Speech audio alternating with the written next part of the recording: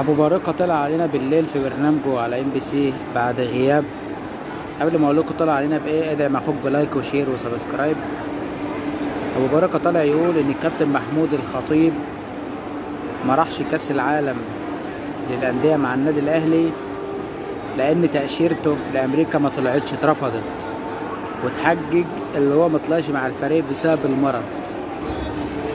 وده رد الاستاذ جمال جبر رئيس المنظومه الاعلاميه للنادي الاهلي عليه، وطلع له ونشر له تاشيره الكابتن محمود الخطيب ان هي طلعت. هل اداره قناه ام بي سي مصر هتحاسب ابو بارقة؟ هل المجلس الاعلى للاعلام هيحاسبه؟ بالمناسبه النادي الاهلي قدم بلاغ للنائب العام في ابو بارقة النهارده.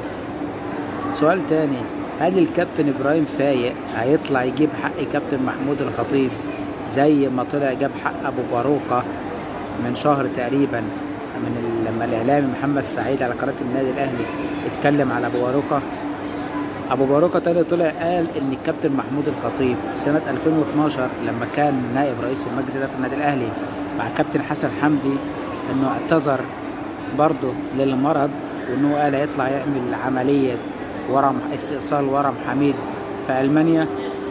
ابو بارقة بيقول اللي هو الكابتن خطيب عمل دي حجه، وطالع عمل اعلان لشركه اتصالات كبيره لدعم المنتخب في الاولمبياد، مع ان لو شفنا الصورة دي سنتها هتبين ان الكابتن محمود الخطيب عليه اثار العمليات استئصال الورم.